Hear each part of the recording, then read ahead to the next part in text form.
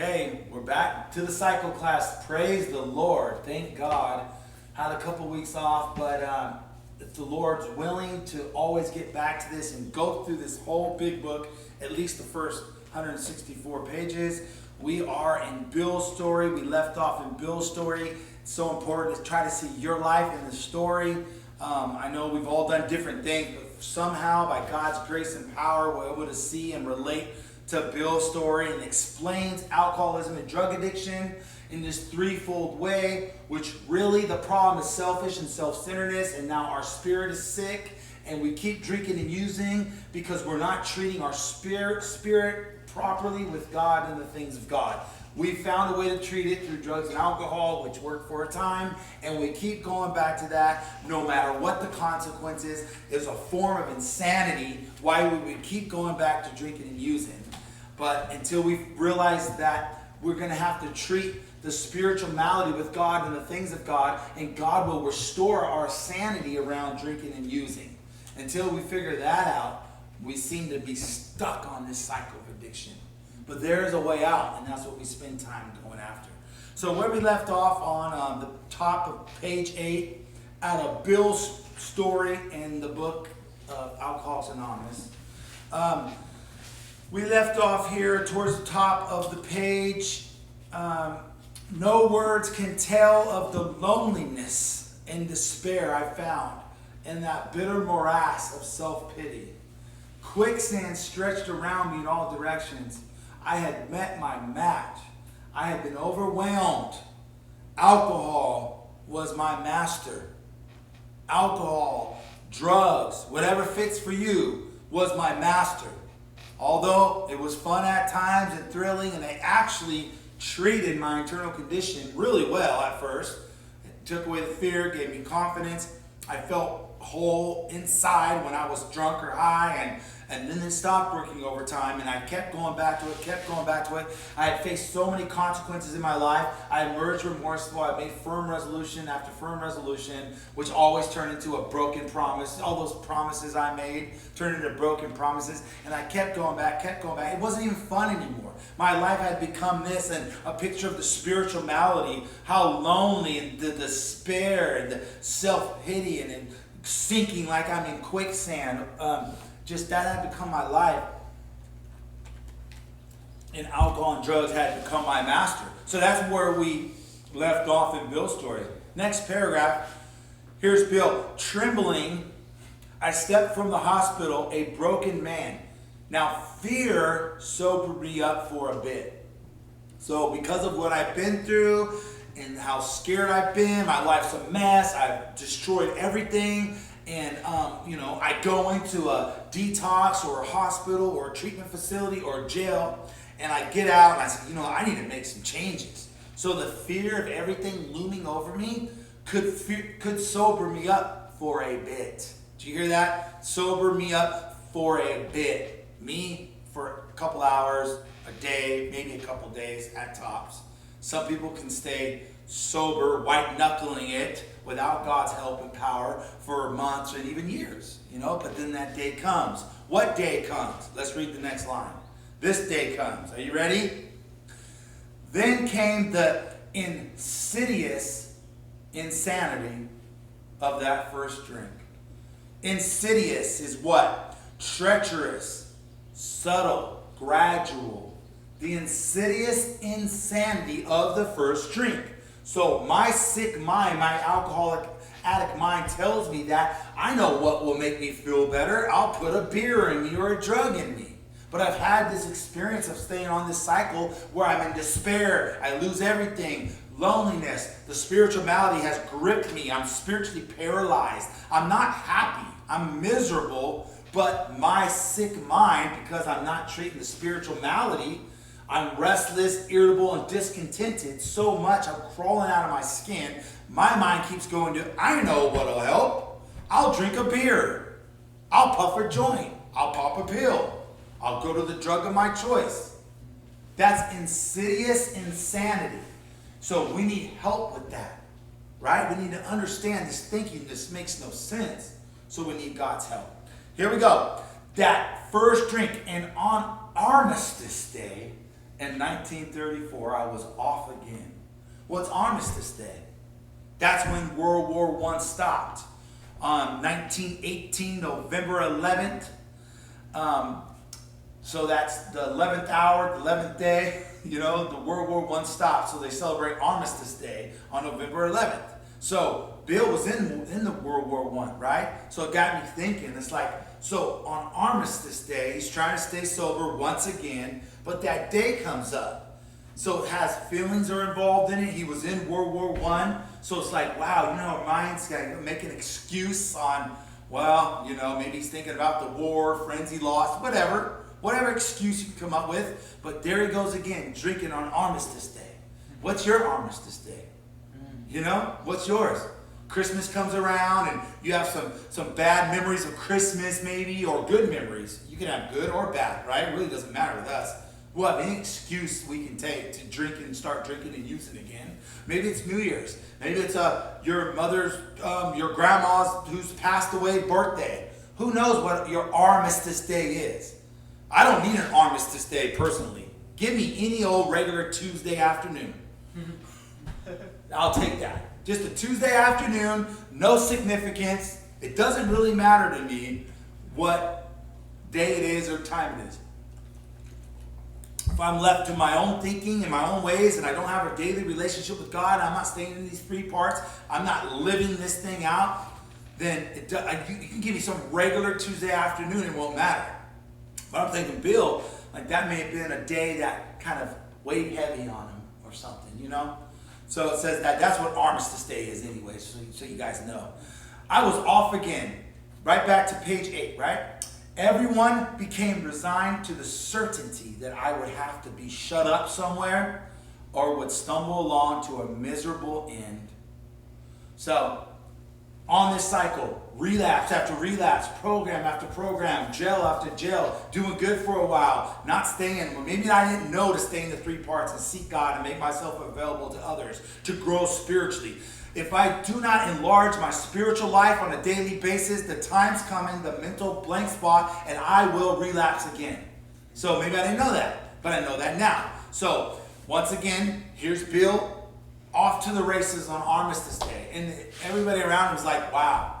Like, dude, he's just hopeless. He's just going to have to be locked up somewhere. He's probably going to die.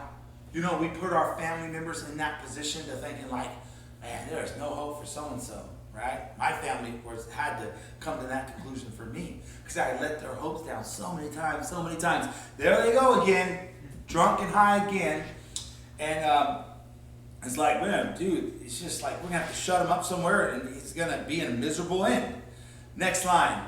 But this has been my story too, and it couldn't be yours if it's not already. How dark it is before the dawn. In reality, that was the beginning of my last debauch. I was soon to be catapulted into what I like to call the 4th dimension. For me, it was June 2012. I had relapsed and got out of jail and went back to using, moved to Tennessee, Chico, came back, Vegas, moved back and forth, relapsing. But on June 2012, I had an intervention done on me and I got sent off to Texas to go to treatment. And that was the last time I got high. 9 years later, because someone pointed me to this big book and the exact instructions it takes to stay connected with God and make myself available to others, all biblical principles. I quickly went to the Bible, which is the end-all, say-all, and the Bible started coming alive to me. And that was the end of my last debauch.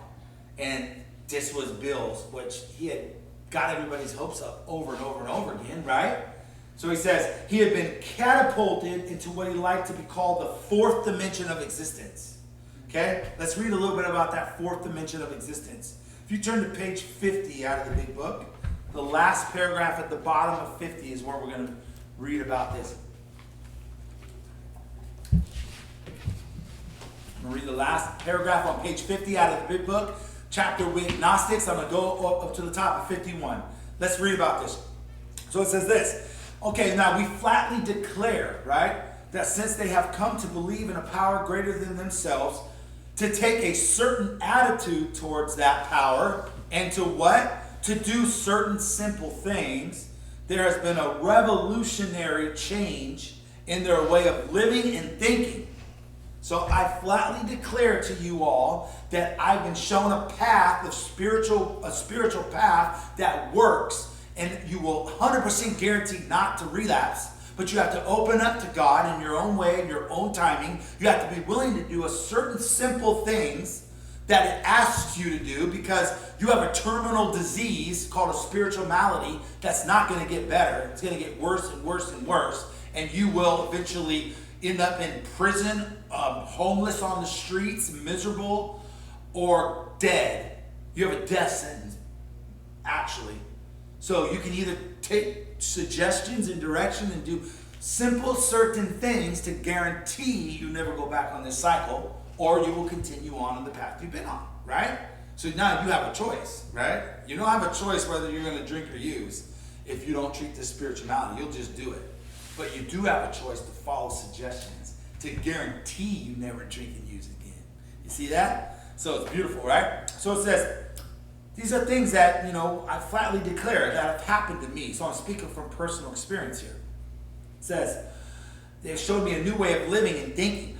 It says, in the face of collapse and despair, right, where I was, gripped with spiritual malady, can't stop drinking and using, losing everything good in my life, right? What happened? In the face of total collapse and despair, in the face of total failure of their human resources, they found that a new power, peace, happiness, and sense of direction flowed into them. So this is what happens when you open up to God. Then you have a new power, because we're blocked off from the power over here, living a selfish and self-centered life, can't stop drinking and using, taking in lies, the ways of the world, what life's really about. But then we come to this place of brokenness and despair that God uses to get our attention, put us somewhere where we can start learning this stuff. We start to open up to God, and all of a sudden a new power and flows in us and gives us the ability to not go drink and use again. And more than that, to have a life we never thought we could have. Right? God does for us what we couldn't do for ourselves. That's what this is about. Okay? So it says this. This happened soon after they wholeheartedly met a few simple requirements. So there's something on our part, right? Once confused and baffled by the seeming futility of existence, right? Meaning like we're so hopeless, we're so spiritually paralyzed, we're pitiful, we have no direction, nothing good in our life, we've ruined everything, burned all the bridges. We're like a helpless little child that needs to go in places to get help. That's not what God created us to be. That's not who He created us to be. We have to go through a simple few requirements of dying to self, the destruction of self-centeredness, being open-minded to take direction and correction to get you to a place you never thought you could get. That's why I'm excited. Like, this has happened for me. And I'm not perfect. I still need to grow in areas, but I want this for you.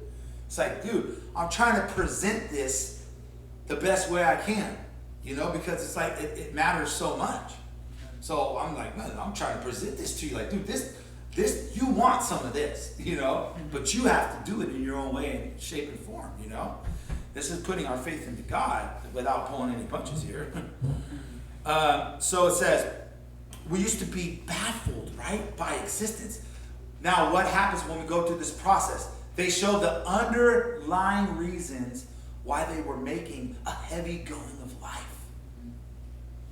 We're going to get to the character defects and the things underneath. Why were you making a heavy going of life? Why was I making such a heavy going of life? We're healthy. We're in America. We have freedoms. We have all this potential. Why was our life ran to the ground? Well, it's not such a curse, but more of a blessing to now humble yourself and look to God, and God can show us what life's really about now. Give us a way of living that He intended us to live, right? So we're going to get to the bottom of like what's really going on underneath. It says, leaving aside the drink question, leaving aside the drink and drug question, because the drugs and the drinking is not the problem. We got to get to the root of the problem. What's the real problem? is us. Our selfish and self-centeredness, wanting to get our own way, living a way that's apart from the way God designed us to live. And we get ourselves in these problems. For us, it was drugs and alcohol. For other people, it's other things. Remember God's at War? You guys ever seen that video? God's at war. There's other things besides drugs and alcohol. That just happens to be our thing that we need God's help to get over. But there's other things out there too. Lust and power and all this stuff, okay? So, it says, we got to get to the bottom of what's really going on. We're going to leave aside the drink question. They tell why living was so unsatisfactory. Why is living so unsatisfactory? Why are we so discontented? Why are we so restless, irritable, and discontented? Why are we plagued with feelings of uselessness? Why are we so pitiful and helpless and hopeless? We need to figure out, what are these things that are causing our life to be so unsatisfactory? They show how the change came over them.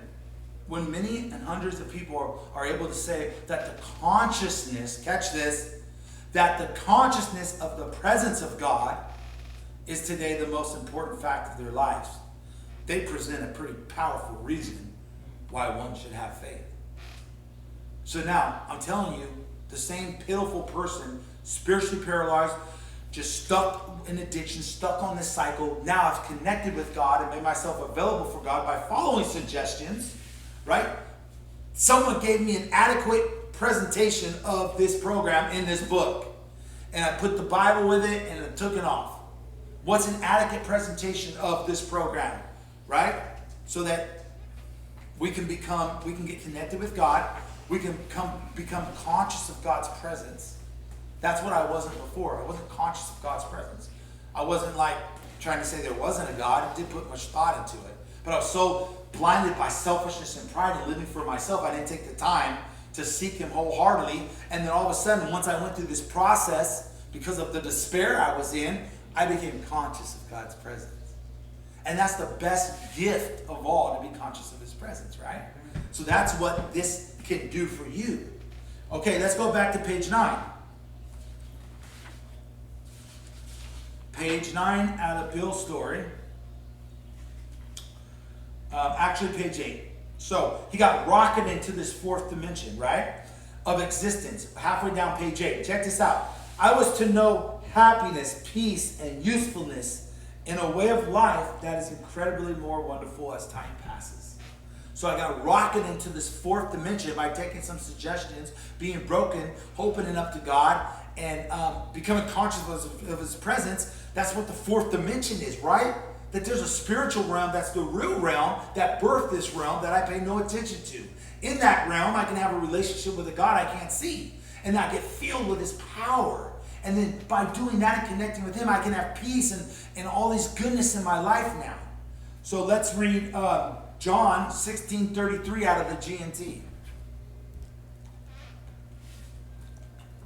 I have told you this so that you will have peace by being united to me. The world will make you suffer, but be brave. I have defeated the world. So these things happen for us that we can come and become conscious of God's presence through this process that, a lot of our selfish decisions brought on us. We got into this place of like having no options. Praise God for that. We got somewhere where God was able to get our attention, and now God's saying, you were always meant to live life connected to me. You were to pull your life from me. That's how every individual was supposed to live. But we weren't living that way, were we? We were connected to our own selfish understanding and outlook in the ways of the world. We got caught up in these different things. So God gives us a restart to live life united with Him and connected with Him, pulling our life from Him. You see? And when that happens, now His Spirit's in us. We're conscious of His presence. We have a relationship with Him. And this type of stuff can be produced in our life through His Spirit. And it's found in Galatians 5:22 and 23. But the fruit of the Spirit is love, joy, peace, patience, kindness, goodness, faithfulness, gentleness, and self-control. Against such things there is no law. So as we become conscious of God's presence and we actively seek Him every day, and we stay in these three parts, make ourselves available to others, stay around like-minded people, spend time passing on what we've been so freely given, right? Work in the program, the spiritual program of action. All of a sudden, what does it say? That in a way of life that is incredibly more wonderful as time passes. We don't let up and rest on our laurels. We don't let up in any of these three parts. We got to stay connected to God, the power source, who gives us the patience and the peace and the joy, the stuff that we've been really looking for. And we can have this life that you never thought you could have. And all of a sudden you get respect back and you get opportunity back in your life. And God is building you and growing you into the person that He wants you to be. Now, how is this not cool? You know, come on now, right? So let's talk more about this solution that the book breaks down. Turn with me to page 17 out of the chapter, out of the big book of There is a Solution. Let's talk a little bit about this. This is to excite you and let you know this is not a waste of time. This is leading you to what you've been looking for. We got to get out of the way, man. We can't keep staying on this cycle, relapsing, going back to our old ways and selfish outlook. No, because the consequences are getting worse and worse. The consequences from going back on this cycle, relapsing, they don't get better, they get worse. The Bible talks about you open yourself up to 7 more evil spirits.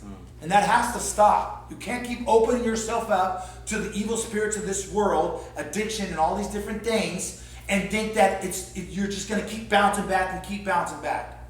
It's not smart. Okay?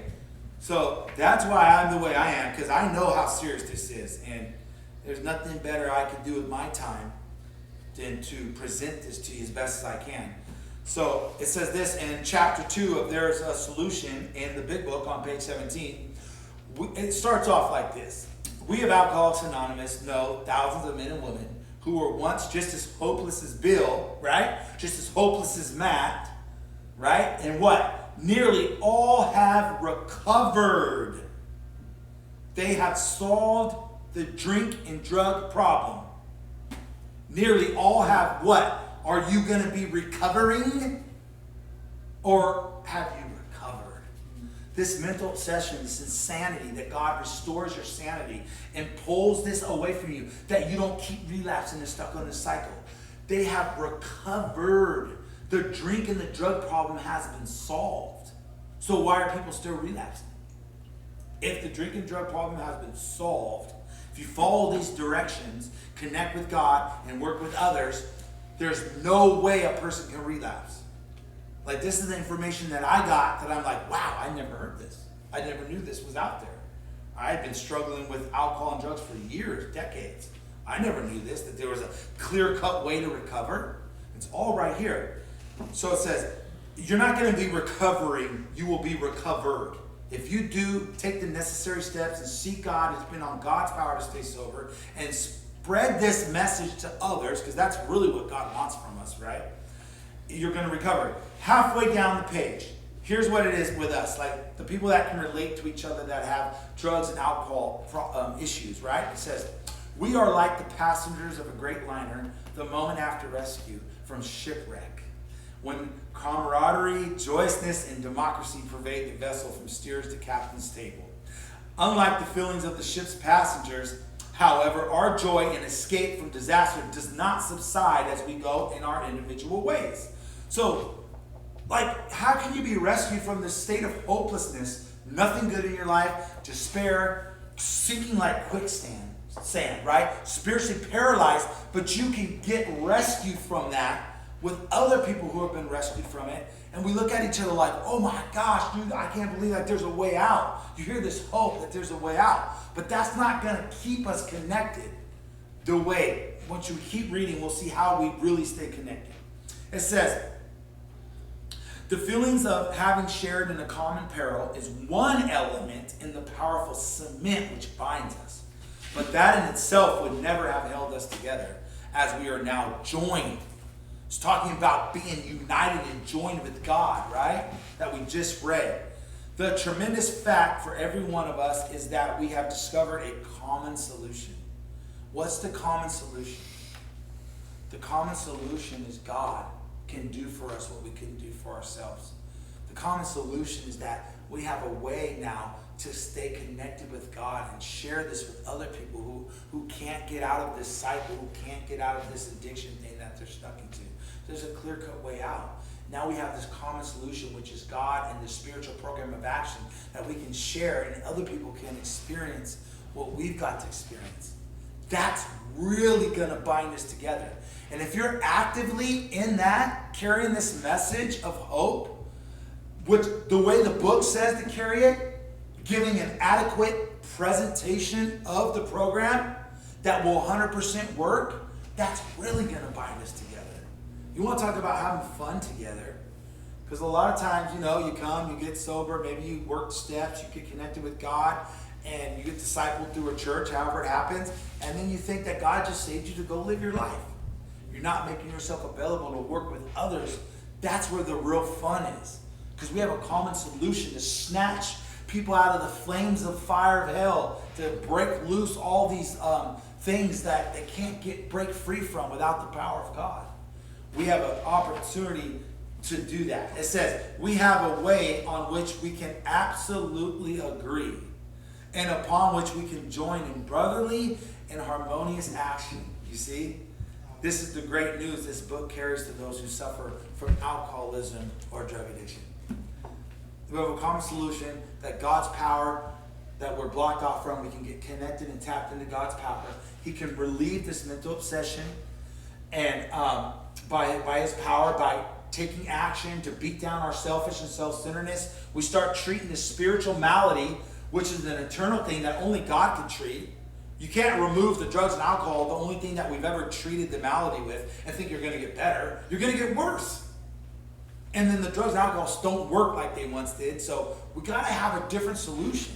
And the solution is God and the things of God. And you start treating the spiritual malady, and you're taking action, a spiritual program of action. You're working with others. You're staying around like-minded people. You're staying in the three parts, and guess what happens? God removes the mental obsession. He restores your sanity. We are insane around this drinking drug. Why would any of us ever go and take another beer, another shot, another of anything, another drug? You have to be insane to do that. So God is the one that keeps us sane in this area of relapsing.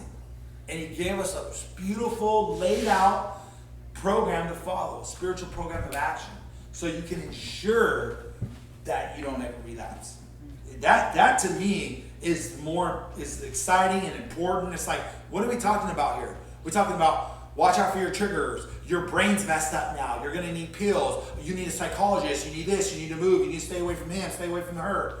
Are we talking about that, or are we talking about a 100% guaranteed way to never relapse, to get connected with God, experience life like you never thought you could experience? Like, what are the words sounding like? Are we not saying like the most awesomest stuff that we could even talk about? It's like, and I didn't make this stuff up. Okay, let's close back on page 9. We only can get as far as we can get. Okay? So, we'll stay after it, God willing, as time goes on. So, hopefully we'll finish up, page 8 here? Back to page 8 out of Bill's story, out of the big book. Okay. It's going to be incredibly more wonderful as time passes. Okay, last paragraph. Near the end of that bleak November, I sat drinking in my kitchen. With a certain satisfaction, I reflected there was enough gin concealed about the house to carry me through that night and the next day. You see that? So here he is, loser, pitiful loser. His wife's at work. He don't hold a job. What's he doing? He's sitting in his kitchen drinking. That's his life. That's his whole life. And I love this part out of Doctor's Opinion, where it says this. It's so true for me. XXVIII out of the Doctor's Opinion, it said at the bottom of that page, to them, their alcoholic life seems the only normal one. Your alcoholic, drug addict life seems the only normal one. There's nothing beyond getting high and drunk. He's not working. His wife's working. He's so wrapped up in it. He's sitting in his kitchen drinking. So I'm going to finish this paragraph and we'll stop. So, think about that. Like, he's sitting in his kitchen drinking, and he's happy because why? Because he knows he has enough for that night and enough for the next morning. So he's living day by day, putting all this faith, this unwarranted, misguided faith in just that night and that day. I find that interesting. It's like preparing us to really live a faith life where we worry about today. We stay in the present, trusting God and His provision and His power and His guidance in our life. We've already been living day by day the other way. So we could rotate some of that faith this way. Okay, so he's happy because he has enough for that night and the next day. My wife was at work. Oh, you guys thought I was making that up. Where was his wife? His wife was at work, and he was sitting like the loser in the kitchen while his wife's working, drinking. Happy because he has enough for that night and the next day. I've been like that. Dude, I've been that pitiful.